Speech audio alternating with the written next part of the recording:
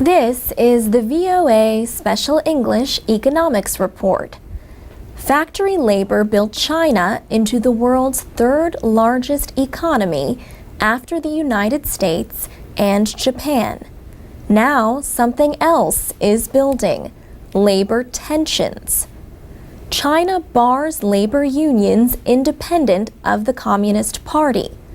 But George Haley at the University of New Haven in Connecticut says labor unrest is common and is not new. There has been a large amount of action among workers for higher pay. Disputes are especially common in the Pearl River manufacturing area in southeastern China. Companies there have resisted raising wages. For years, millions of Chinese from inland provinces have flooded into eastern industrial centers. But young workers are increasingly dissatisfied with the pay and working conditions. Inflation hurts too. China's export-driven economy has been recovering from the worldwide downturn. The growth rate in the first 3 months of this year was nearly 12%. But China could raise interest rates to control growth and inflation. Prices rose in May at the highest rate in a year and a half.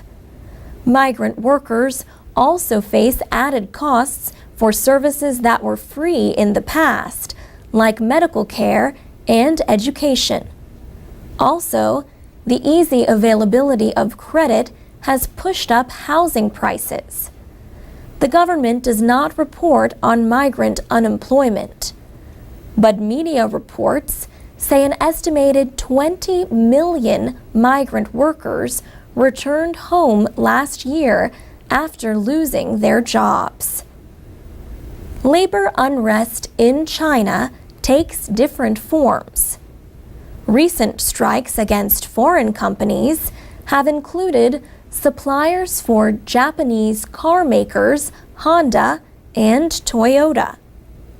In Shenzhen, at least 10 employees at factories owned by Taiwan's Foxconn have killed themselves since January. They complained of long hours and low pay.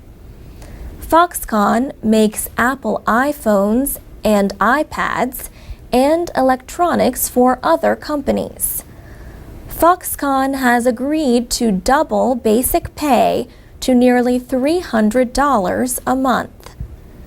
Foreign-owned companies generally offer the best conditions. Professor Haley says profit for the average Chinese company is less than 5%. The government has tried to get foreign companies to move factories inland, where pay remains low. Some young workers in the South have organized protests using the internet and mobile phones.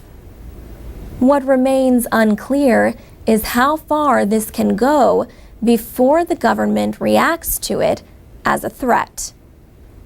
And that's the VOA Special English Economics Report.